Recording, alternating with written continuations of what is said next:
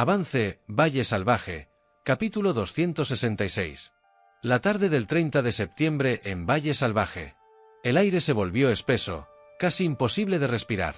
No era solo el calor, era el peso de los secretos, de las miradas cargadas de odio que recorrían tanto los salones de la casa grande como las cocinas humildes.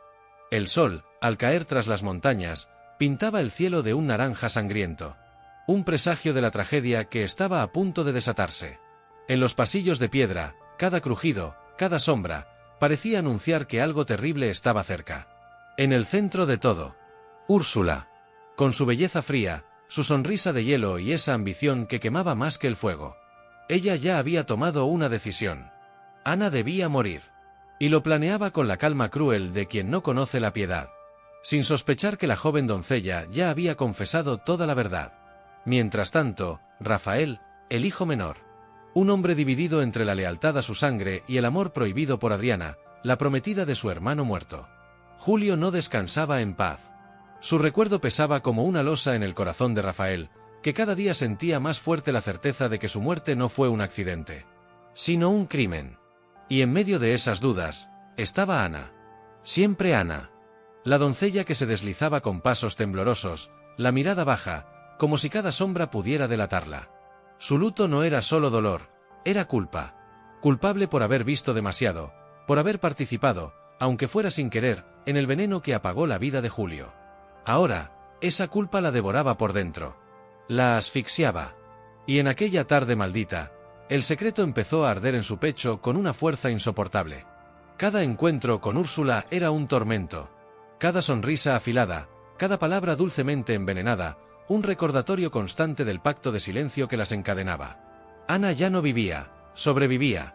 El miedo a Úrsula, ese terror helado que la había mantenido callada durante semanas, empezaba a ser eclipsado por algo peor, su propia conciencia.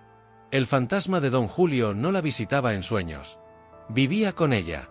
En el reflejo de sus ojos. En el amargor de cada bocado. Su sombra la devoraba desde dentro.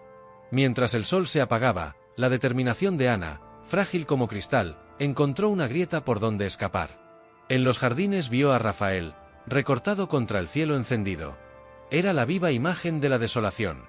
Y supo, en ese instante, que no podía más. El secreto la aplastaba. La convertía en un espectro. Necesitaba liberarse, aunque esa liberación significara su propia perdición. Con el corazón martillándole en el pecho como un tambor de guerra, Ana se acercó. Cada paso sobre la grava resonaba como una sentencia. Señorito Rafael, su voz era apenas un hilo, casi tragado por el viento de la tarde. Rafael se giró. Sus ojos profundos, ensombrecidos por el dolor, se clavaron en ella. Vio el temblor en sus labios, la palidez mortal de su rostro. Esa mirada, la había visto antes en los soldados que sabían que no verían el amanecer. Ana, ¿qué ocurre? Pareces enferma. Ella negó con la cabeza, las lágrimas brotándole sin control, dibujando surcos limpios en el polvo de sus mejillas. Peor que enferma, señorito. Estoy condenada. Rafael frunció el ceño y dio un paso hacia ella. ¿Condenada? ¿De qué hablas? ¿Alguien te ha amenazado? ¿Es Úrsula? El nombre de Úrsula fue la llave que abrió las compuertas. El torrente de palabras, atropelladas, ahogadas en sollozos, brotó de los labios de Ana. No puedo más, señorito. No puedo seguir viviendo con esto. Me va a matar. El recuerdo me va a matar. Se aferró a la manga de la chaqueta de Rafael, como si fuera el último anclaje en un mundo que se disolvía. Fue ella, señorito. Fue la señorita Úrsula. Rafael la sujetó por los hombros. Su confusión se tornó en una terrible premonición. ¿Ella qué, Ana? Habla claro, por el amor de Dios. El susurro de Ana fue un filo que cortó el aire. El veneno. La palabra le quemó la lengua. La bebida de don Julio, la merienda. Yo la serví, pero fue ella quien la preparó. Yo la vi. Me obligó a callar. Me amenazó. Dijo que si hablaba, mi familia pagaría las consecuencias. Dijo que nadie me creería, que yo sería la única culpable. Y yo le creí. Fui una cobarde. El mundo de Rafael se detuvo. El zumbido de los insectos, las voces lejanas de la casa, todo desapareció en un silencio brutal. Las palabras de Ana, aunque temidas y esperadas en lo más profundo, cayeron sobre él como un rayo. desgarrando la última duda y dejando desnuda una verdad monstruosa. Úrsula. Su prima. La mujer que había sonreído en el funeral de Julio, que había ofrecido consuelo con manos manchadas de sangre. La rabia lo atravesó como fuego líquido. Le ardían los ojos, le temblaban los puños, pero al ver el rostro de Ana, destrozada por el miedo, rota por la culpa, la furia se transformó en algo más frío. Lucidez. La doncella era la clave, sí, pero también era la víctima más frágil. Tranquila, Ana, su voz sonó firme, sorprendentemente firme. Mírame. Has hecho lo correcto. Has sido valiente. Le tomó el rostro entre las manos, obligándola a mirarlo a los ojos. Escúchame bien. Nadie debe saber de esta conversación. Sigue como hasta ahora, sirve, obedece, finge que nada ha pasado. Tu vida depende de ello. Un juramento ardió en su voz. Yo te protegeré, lo juro por la memoria de mi hermano. La verdad, por fin, había sido liberada. Como una bestia encadenada demasiado tiempo, ahora corría suelta en la oscuridad. Ana, todavía temblando, retrocedió hacia la servidumbre. Su alma seguía marcada, pero al mismo tiempo más ligera, como si hubiera soltado una carga insoportable. Rafael quedó solo en el jardín. Inmóvil. El cielo se oscurecía sobre Valle Salvaje, y esa oscuridad ahora tenía nombre y rostro. La caza había comenzado. Copas de champán mientras tanto, en el palacio de los Guzmán. La humillación era el veneno que corría en copas de cristal tallado. La fiesta por el compromiso de Leonardo, hijo de los marqueses de Guzmán, con Irene, la hija del duque José Luis, era un desfile de sonrisas falsas, música y brindis llenos de ambición.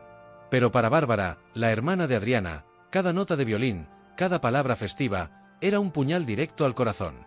Ella lo amaba. O al menos lo creía.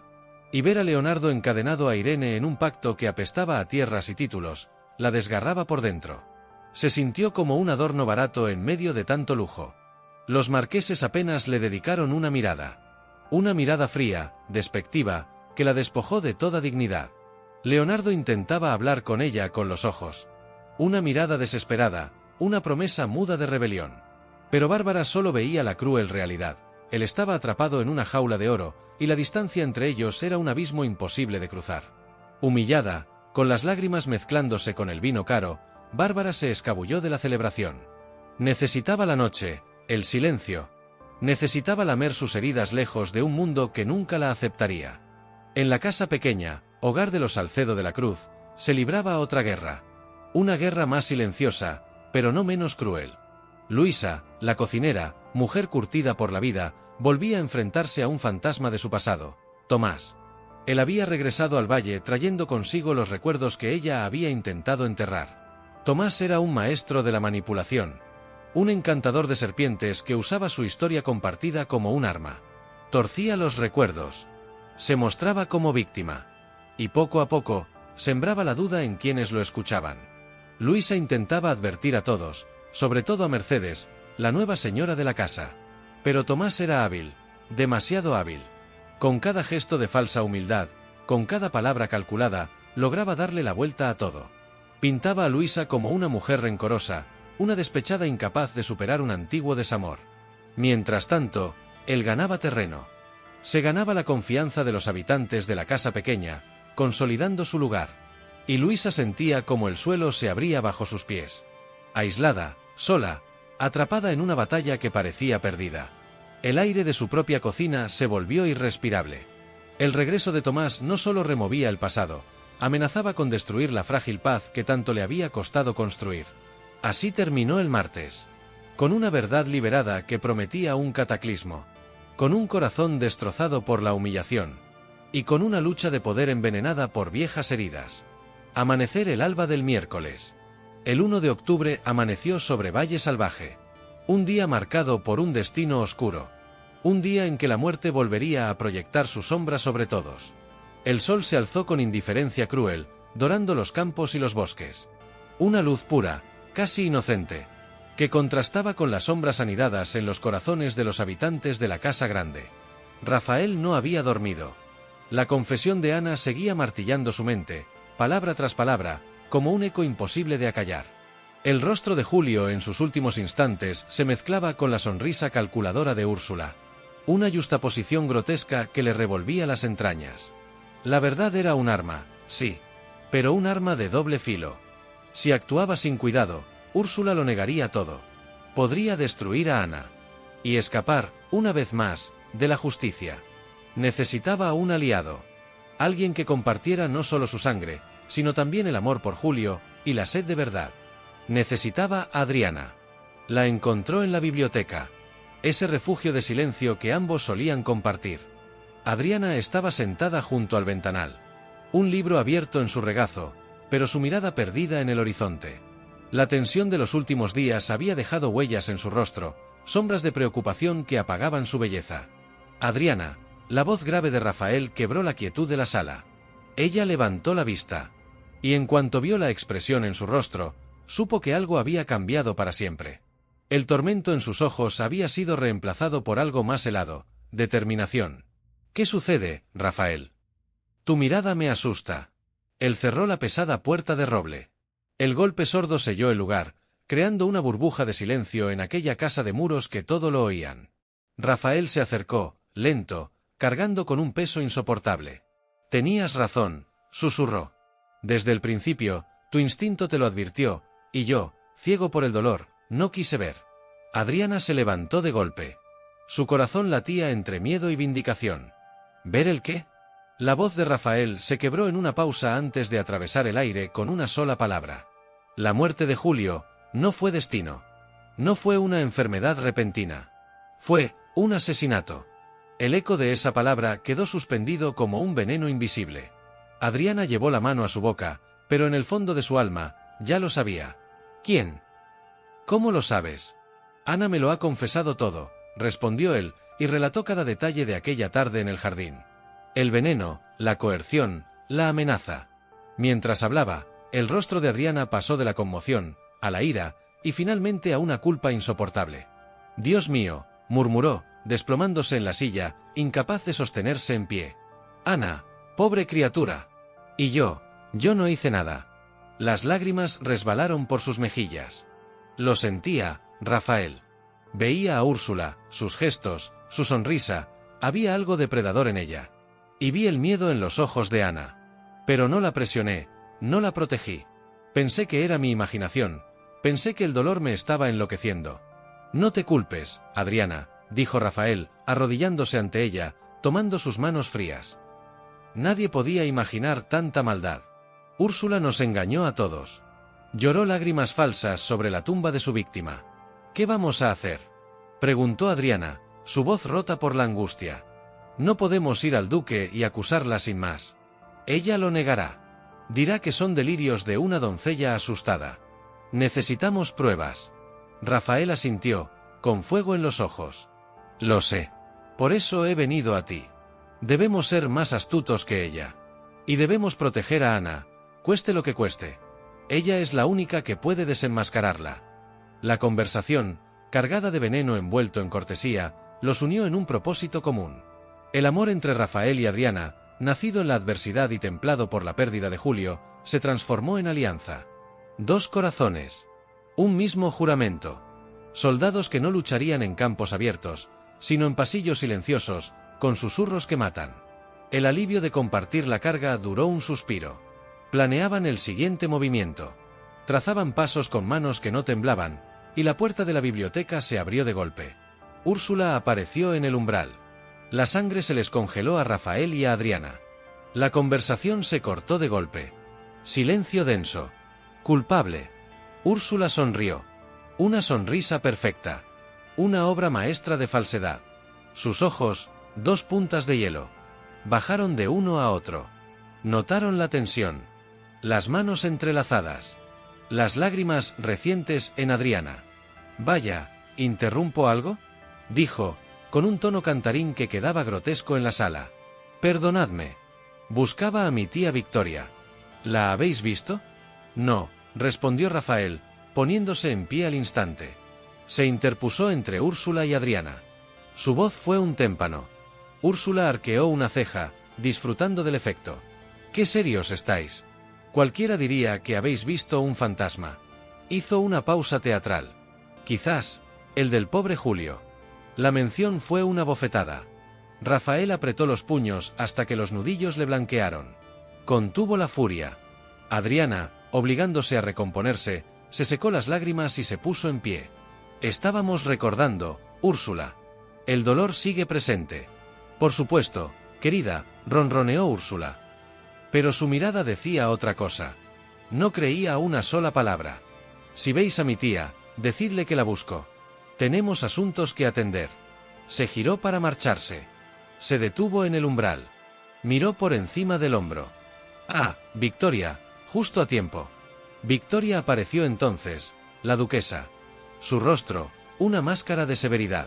Miró a su sobrina. Luego a Rafael. Luego a Adriana. Su olfato para las intrigas era preciso como un sabueso. ¿Qué ocurre aquí?, preguntó, cortante. Nada, tía. Ya me iba, respondió Úrsula, con esa calma estudiada. Y con crueldad medida, dijo a Victoria, pero asegurándose de que Rafael y Adriana lo oyesen todo. Por cierto, tía, todo está listo. No tienes que preocuparte por nada más. Victoria asintió. Una mínima inclinación. Bien. Procede como planeamos. Las palabras eran crípticas. Pero para Rafael y Adriana, que ya conocían la clave de la maldad de Úrsula, cada sílaba sonó como una sentencia. Todo está listo. La pregunta retumbó en sus cabezas. ¿Qué plan?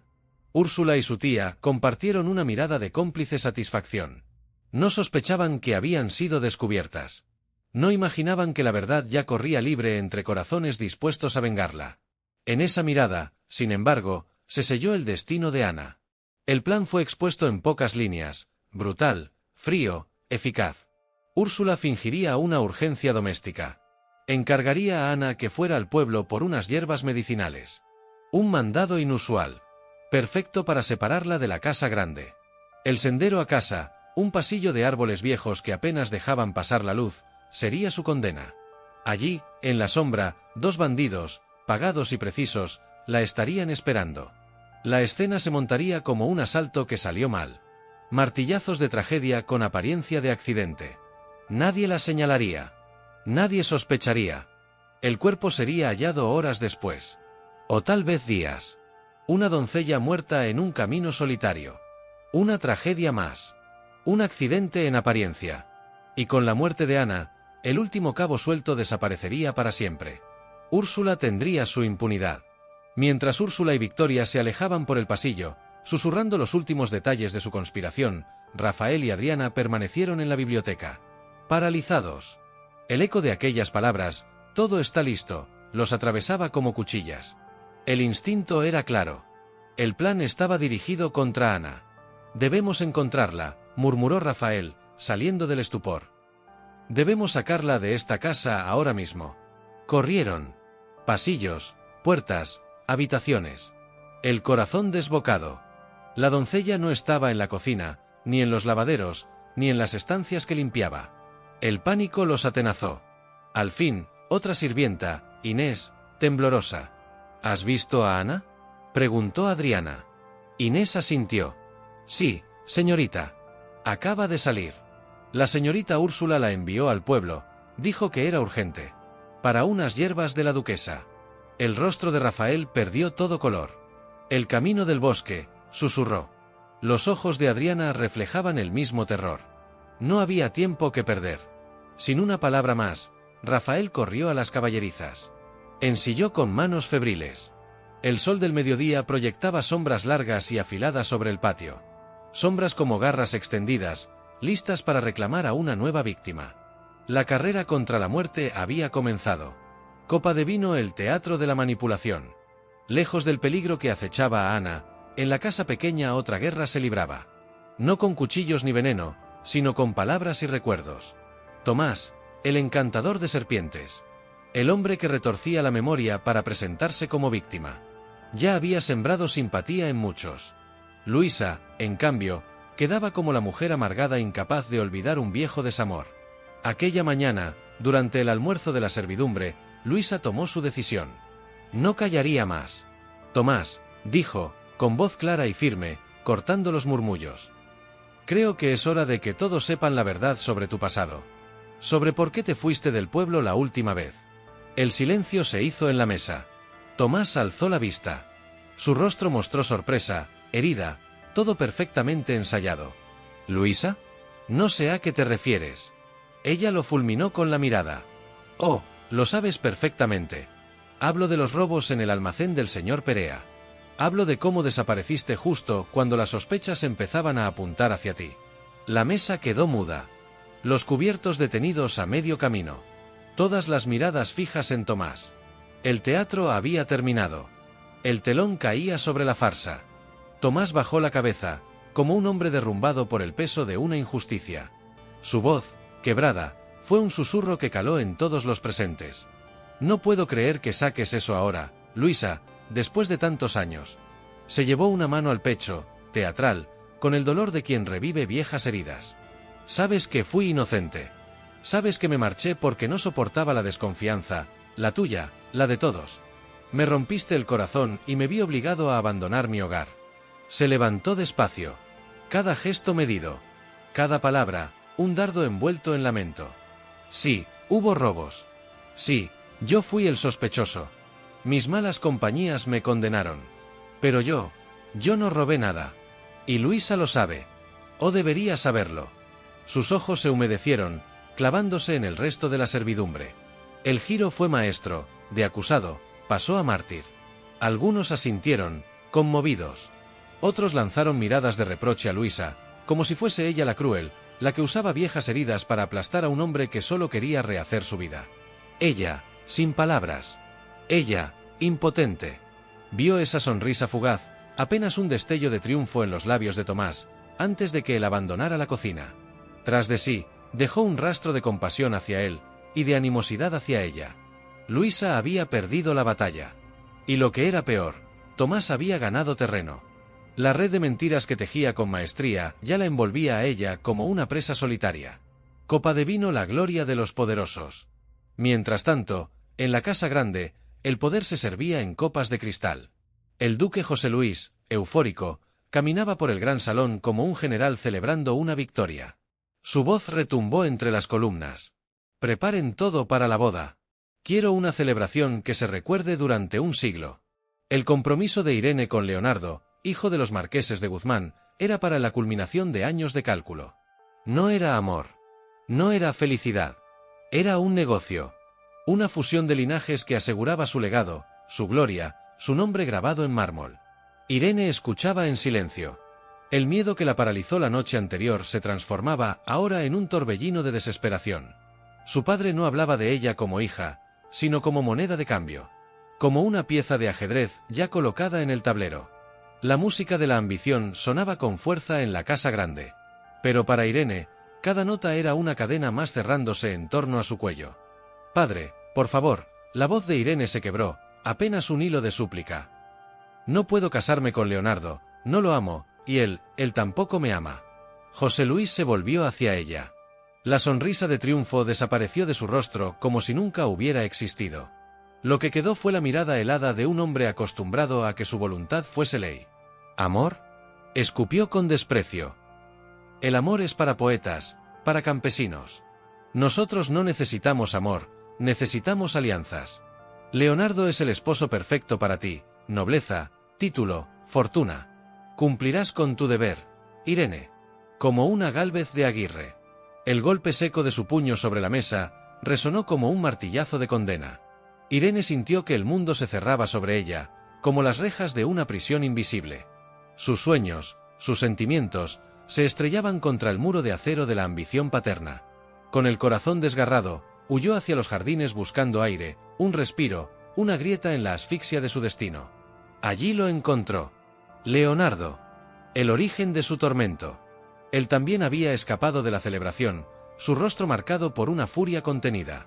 Pero al verla, algo en su expresión cambió, la ira se suavizó en una compasión inesperada. «Lo siento», murmuró con voz ronca. «Lamento que te hayan arrastrado a esto». Irene lo miró, con lágrimas brillando bajo la luz tenue. «Mi padre no me escucha, está decidido. Dice que es mi deber». La respuesta de Leonardo cayó como un trueno en la penumbra. «Pues yo no pienso cumplir con el mío». Sus ojos ardían con determinación. Dio un paso hacia ella, con una cercanía peligrosa, prohibida. Escúchame bien, Irene, no me casaré contigo. Amo a otra mujer, y no permitiré que nuestros padres destruyan 3 vidas por sus malditos acuerdos. La confesión, brutal y honesta, fue para Irene un rayo de esperanza en medio de la noche. Al menos no estaba sola en su desgracia. Eran 2 prisioneros de la misma celda, y quizá juntos podían encontrar la salida. Pero la esperanza duró apenas un suspiro. Desde la distancia, una sombra los observaba. Bárbara. Sus ojos ardían de celos y dolor. Se acercó con pasos vacilantes, la voz quebrada por la rabia. ¿Así que esto es todo? Su mirada se clavó en Leonardo, ignorando a Irene como si no existiera. Te comprometen con ella, y corres a sus brazos a consolarla. ¿Y yo? ¿Qué hay de mí? Bárbara, no es lo que piensas, intentó explicar Leonardo, desesperado. No quiero tus excusas. Lo interrumpió ella, retrocediendo con el corazón desgarrado. Lo vi todo anoche, como me miraban sus padres, como si yo fuera una sirvienta sin valor. Y tú no hiciste nada. Dejaste que anunciaran esa farsa. No tuve elección, Bárbara. Fue una sorpresa también para mí. Siempre hay una elección, Leonardo, replicó ella con voz temblorosa, cargada de reproche. Y tú elegiste. Elegiste el título, la fortuna. Elegiste traicionarme. El dolor en su rostro era insoportable. Con los ojos llenos de lágrimas, Bárbara se giró y huyó, dejando tras de sí un silencio mortal.